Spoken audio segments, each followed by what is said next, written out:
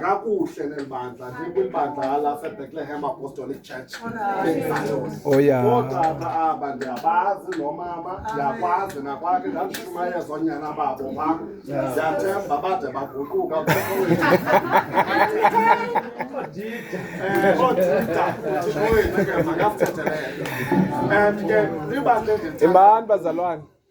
phaa eBhekesdal sasilazela ibandla ngezinto ezintle uthixo wethu makasithethelele.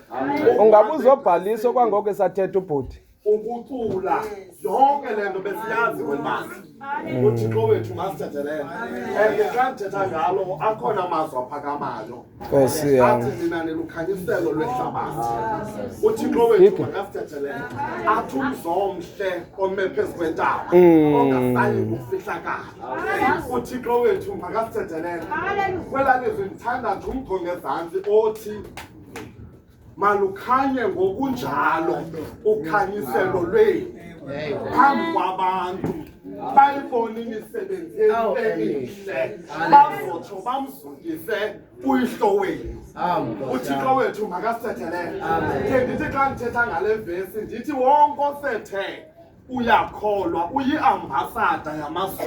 Yeah. uthixo wethu makasithethelele. Loo nto ithetha uba le nto iyinkolo ayikhwapha ekuthetheni kodwa isekwenzeni. uthixo wethu makasithethelele. Kaloku uthi usawufumana uthixo uhlambuluko ube sisidalwa esitsha izinto zenzayo nehambo lakho ibe Ibentsha. uthixo wethu makasithethelele. Uthi xa usazana nothixo ungabiyo laa nto kuthiwa ikhomelion apho ifikayo zonke izinto ziyayilungela. uthixo wethu makasithethelele. Yiyo loo nto athe utata xa ethetha apha wathi zonke izinto zintle kodwa hayi zonke zindilungela. Makabongo semazulwini. Olu kholo aliqali xa singena etempileni. Haleluya. Umntu kwindawo asebenza kuyo kufanele aziwe ukuba ngumfundisi. uthixo wethu makasithethelele.